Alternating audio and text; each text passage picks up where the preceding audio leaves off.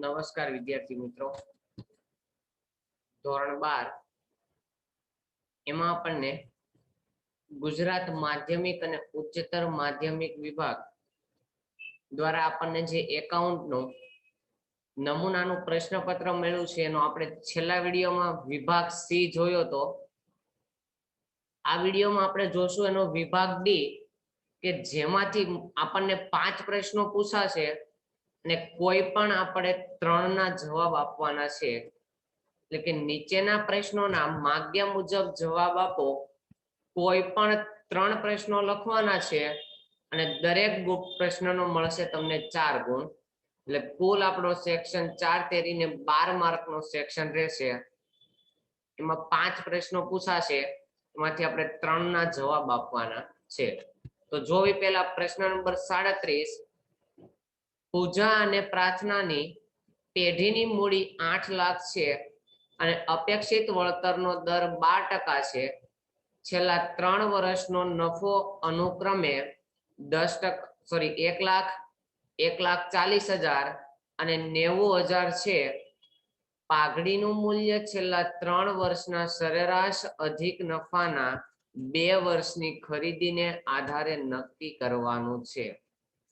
એટલે કે અહીંયા આપણને પાઘડીનો દાખલો આપ્યો છે અને અધિક નફા પદ્ધતિએ આપણે પાઘડીનું મૂલ્ય ગોતવાનું છે।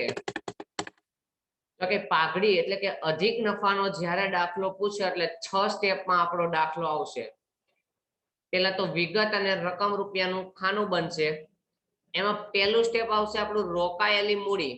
રકમમાં આપણને સીધી રોકાયેલી મૂડી આપી દીધી હતી 8 લાખ, અને જો રોકાયેલી મૂડી ન આપી હોય તો રોકાયેલી મૂડીનું સૂત્ર આવશે કુલ મિલકતો માઈનસ કુલ દેવા। એટલે કે કુલ મિલકતોમાંથી કુલ દેવા બાદ થાય એટલે આપણને પેલી મળશે રોકાયેલી મૂડી। એના પછી બીજું અપેક્ષિત વળતરનો દર 12%, જે આપણને રકમમાં આપી દીધો છે કે તમારે 12%ના દરના આધારે પાઘડી ગોતવાની છે। આ બે કામ થાય એના પછી ત્રીજું ગોતવાનું અપેક્ષિત નફો। અપેક્ષિત નફાનું સૂત્ર છે રોકાયેલી મૂડી ગુણ્યા અપેક્ષિત વળતરનો દર છેદમાં 100। અને જો આ રીતે સૂત્ર ન મૂકો તો સીધું રોકાયેલી મૂડી ગુણ્યા અપેક્ષિત વળતરનો દર ટકાવારીમાં ગોતી દેવાનો। એટલે કે રોકાયેલી મૂડી 8 લાખ ગુણ્યા 12/100 એટલે અપેક્ષિત વળતરનો દર આવશે 96,000। એના પછી ચોથું સ્ટેપ કરવાનું સરેરાશ નફો।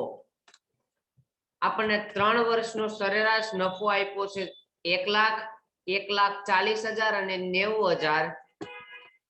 તો કે સરેરાશ નફો છે, નફામાં વધઘટ થાય એટલે કે સરેરાશ નફો એટલે કે વર્ષ 1, 2 અને 3 નફો 1 લાખ, 1,40,000 અને 90,000। એટલે આપણને પેઢીનો કુલ નફો મળશે 3,30,000। એના પછી સરેરાશ નફાનું સૂત્ર કે સરેરાશ નફો બરાબર કુલ નફો માઈનસ કુલ વર્ષની સંખ્યા।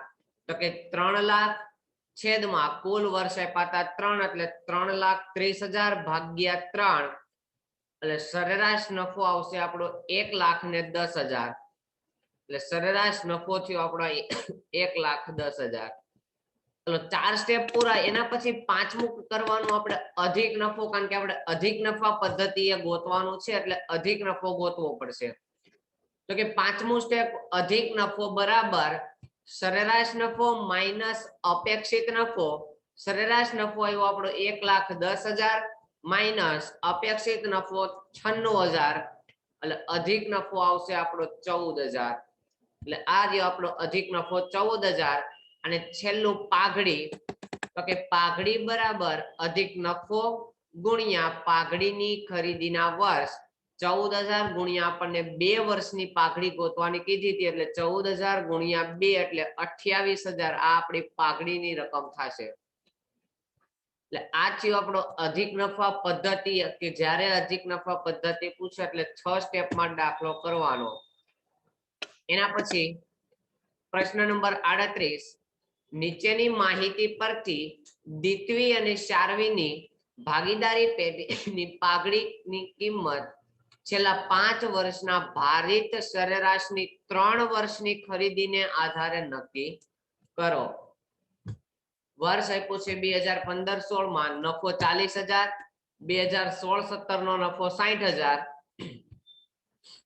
2017 અને 18 માં 75,000, 18 અને 19 માં 90,000 અને 2019 અને 20 નો નફો આપ્યો છે 1,20,000. નફામાં સતત વધારો થાય છે એટલે કે આપણે અધિક નફા પદ્ધતિ ભારિત સરેરાશ નફા પદ્ધતિએ પાઘડીની રકમ ગોતવાની થશે. તો કે જ્યારે પણ પાઘડીની રકમ આપણે ભારિત સરેરાશે ગોતવાની હોય એટલે વર્ષ નફો એના પછી બે ખાના આપણે વધારાના બનાવવાના ભાર અને ભારિત નફો એટલે કુલ 4 કોલમનું કોષ્ટક થાય વર્ષ નફો ભાર અને ભારિત નફો. એમાં વર્ષમાં 2015-16, 2016-17, 2017-18, 2018-19 અને 2019-20 નફો આપ્યો તો એનો 40,000, 60,000, 75,000, 90,000 અને 1,20,000. હવે ન્યા નફાનું ટોટલ કરવાનું નથી, આપણે ત્રીજું ખાનું બનાવવાનું પછી ભારનું. હવે ભાર કઈ રીતે આપવાનો તો કે ઉપરથી શરૂ કરવાનું અને નીચે સુધી આપણે ક્રમશઃ ભાર આપતો જવાનો. 1, 2, 3, 4 અને 5 એ રીતે ચડતા ક્રમમાં વર્ષને ભાર આપવાનો તો આપણો કુલ ભાર મળશે 15. 1 + 2 + 3 + 4 અને +5 એટલે આપણો કુલ ભાર આવે 15.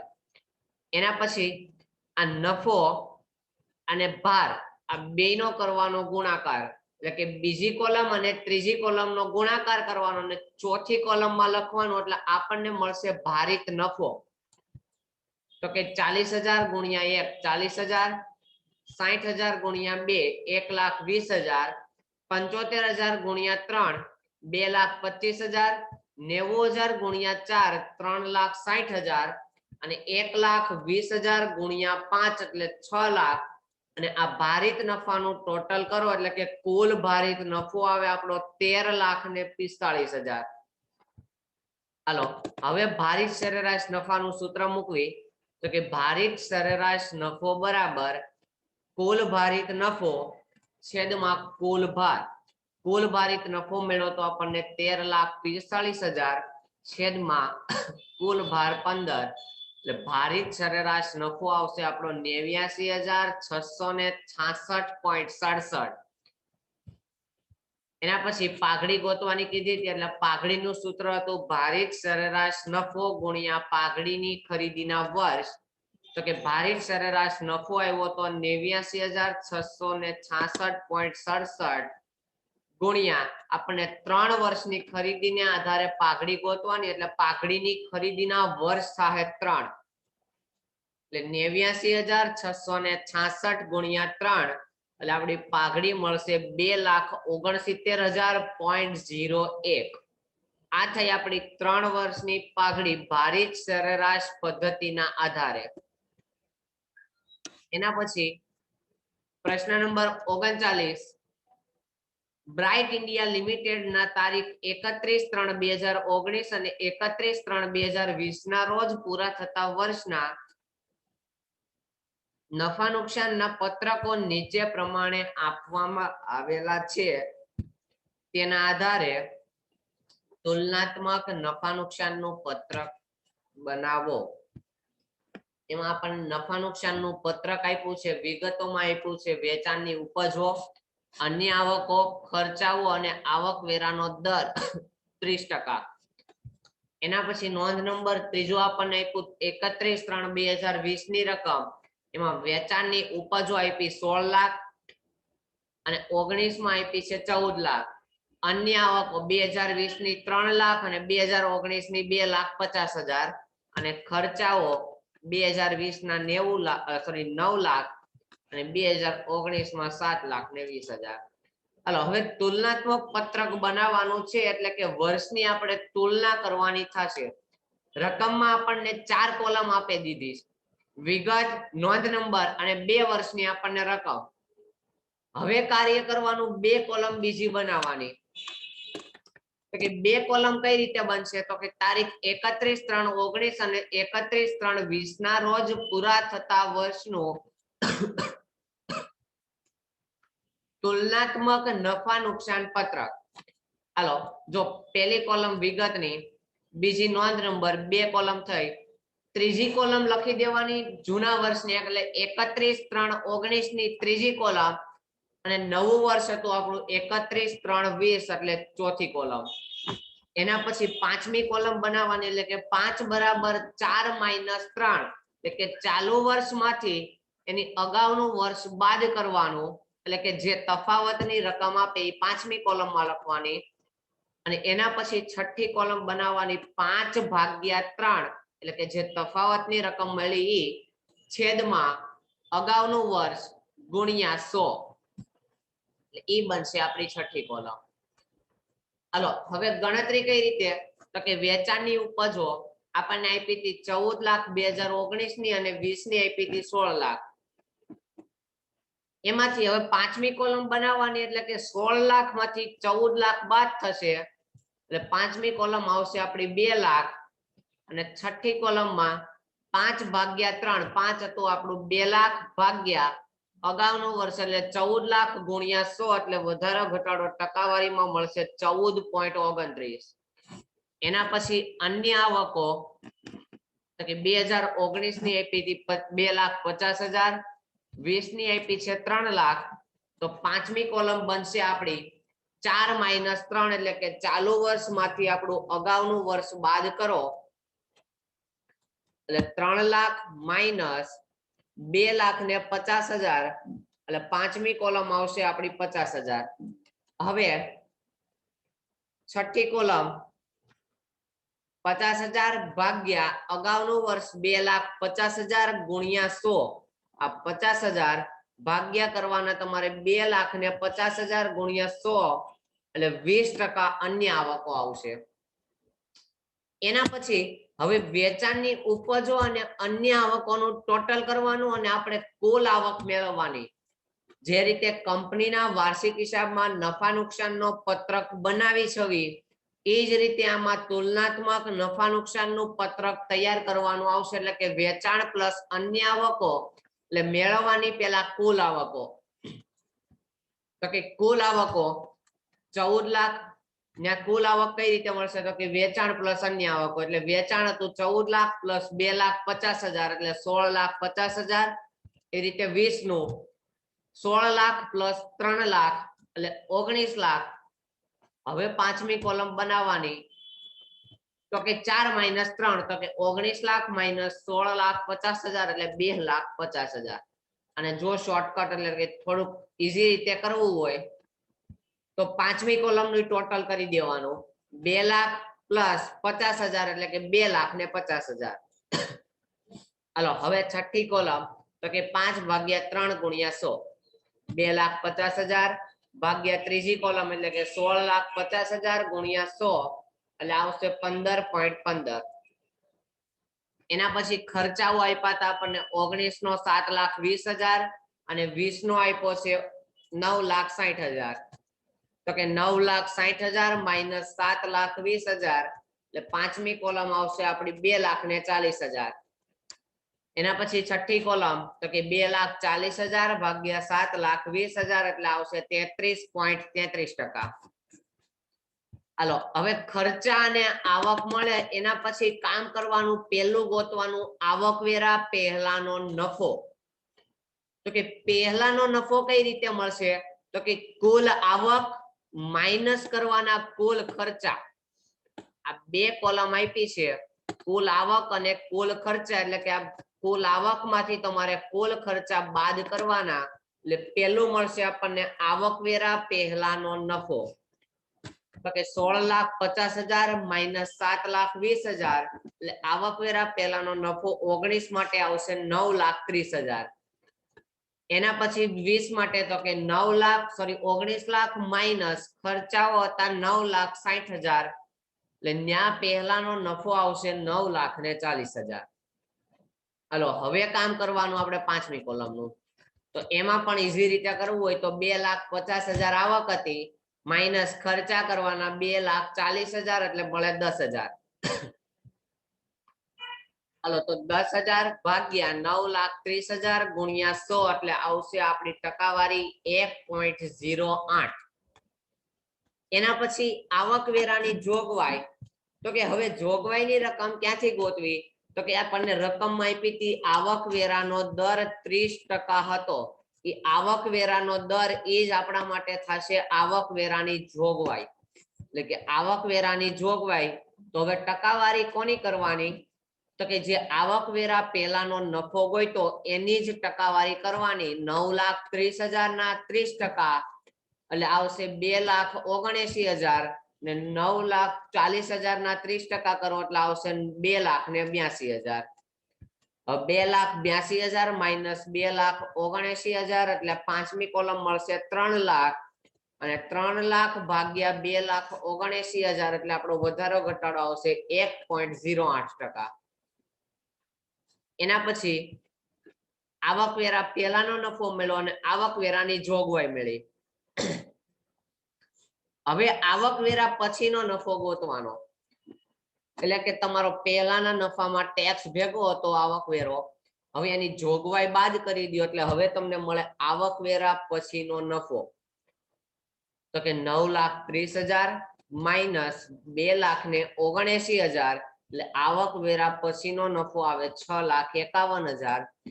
એવી રીતે 9,40,000 માઇનસ 2,82,000 એટલે પછીનો નફો આવશે 6,58,000.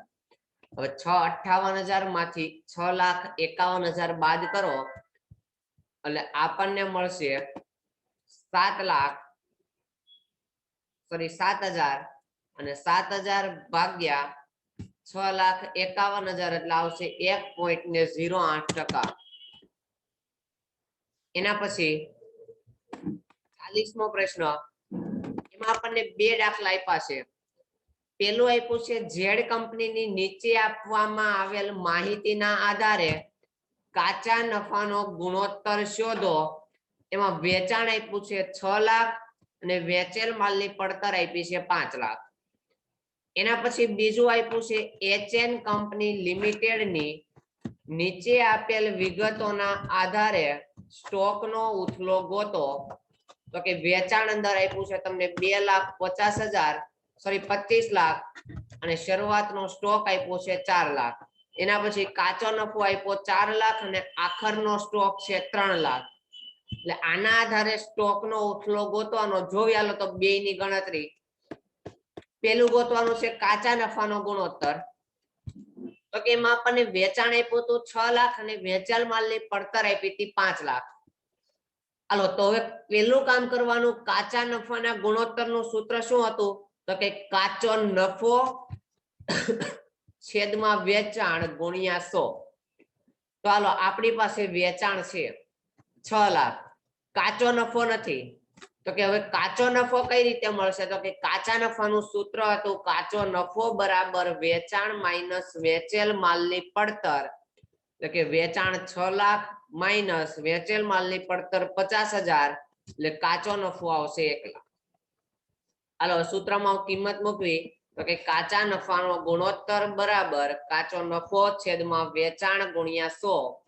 કાચો નફો 1 લાખ છેદમાં વેચાણ 6 લાખ ગુણ્યા 100 એટલે કાચા નફાનો ગુણોત્તર આવશે 16.67%.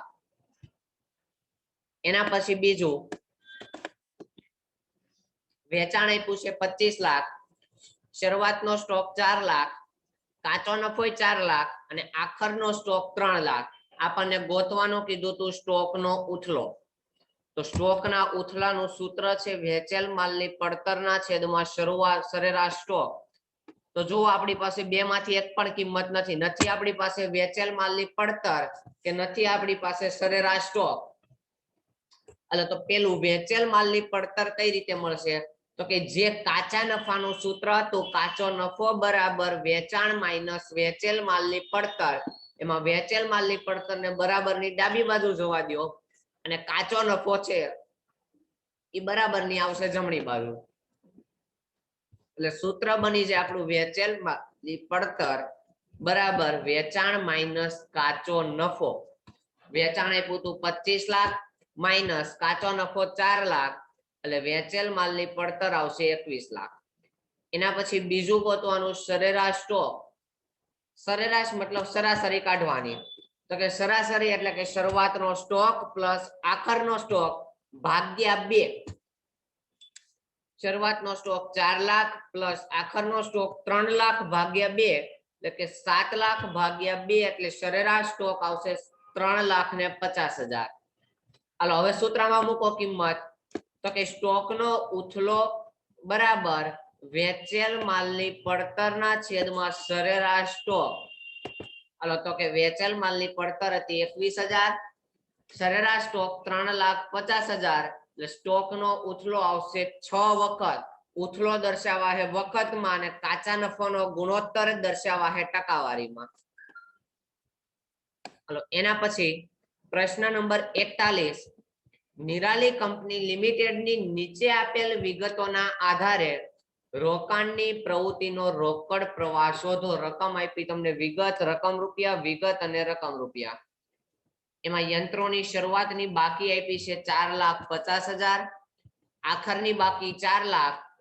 યંત્ર દરમિયાન વેચેલ યંત્રની ચોપડે કિંમત આપી છે 25,000. ચોપડે કિંમતનો મતલબ થાય તમે જે સમયે યંત્રની ખરીદી કરી એ કિંમત. એના પછી યંત્ર પર ગણેલ ઘસારો. ઘસારો મિલકતની કિંમતમાં જે રકમ ઘટે એ તમારો ઘસારો 50,000 અને યંત્રની વેચાણ કિંમત આપી છે 15,000 એટલે યંત્ર તમે 15,000 માં વેચી દીધું. હાલો તો સૌ પ્રથમ જ્યારે પણ રોકાણની પ્રવૃત્તિ કે યંત્રોની તમારે બાકી ગોતવા માટે યંત્ર ખાતું બનાવવું પડશે, કારણ કે નફો અને ખોટ આપણી પાસે હોય નહીં.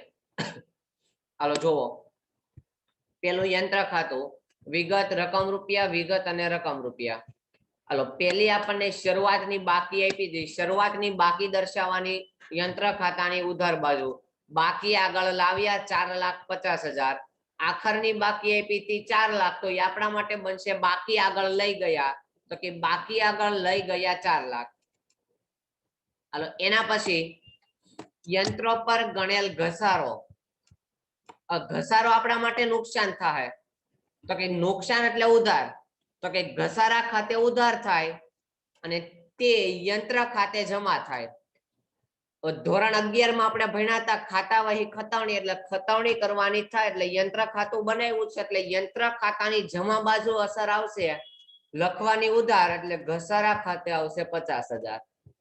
એના પછી માલનું તમે યંત્રનું વેચાણ કર્યું એટલે યંત્ર ખાતાની જમા બાજુ, કારણ કે યંત્ર જાય તે જમા એટલે રોકડ ખાતે 15,000. એના પછી તમારું 25,000 નું યંત્ર હતું, તમે 15,000 માં વેચી દીધું. 10,000 નું નુકસાન થયું તો કે યંત્ર વેચાણ નુકસાન ખાતે ઉધાર 10,000, કારણ કે આમનો જેની લખાય નુકસાન ખાતે ઉધાર તે યંત્ર ખાતે એટલે યંત્ર ખાતાની જમા બાજુ ખતાવણી કરીને અસર આપવાની યંત્ર વેચાણ નુકસાન ખાતે 10,000. હાલો આ સાઈડ નું જમા બાજુનું ટોટલ કરવી એટલે મળશે આપણને 4,75,000. ઈ રકમ આ બાજુ લઈ લો 4,75,000. એમાંથી કરો શરૂઆતની બાકી બાદ એટલે રોકડ ખાતે આવશે 25,000. હાલો આ યંત્ર ખાતું તૈયાર આપણું. હવે બનાવવાનું આપણે રોકાણ પ્રવૃત્તિમાંથી ઉદ્ભવતો રોકડ પ્રવાહ. તો કે વિગત અને રકમ રૂપિયા દર્શાવવાનું. તમે જે યંત્રની ખરીદી કરી અને યંત્રનું વેચાણ કર્યું તો કે યંત્રનું વેચાણ કર્યું તો તમે 15,000 માં, યંત્રની ખરીદી કરી હતી 25,000 માં ખોટ ખાઈને, તો કે 25,000 ની ખોટ ગઈ.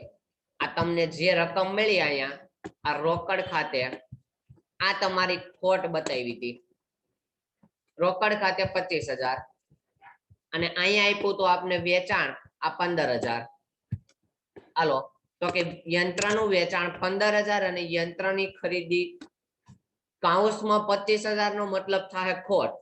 તો 15 માંથી 25 બાદ કરો એટલે માઇનસ 10,000 આવશે એટલે કે 10,000 ની ખોટ જાય. એ મળશે આપણને રોકાણ પ્રવૃત્તિ માંથી જાવક રોકડ પ્રવાહ આવશે આપણો કૌંસમાં 10,000 એટલે માઇનસ 10,000.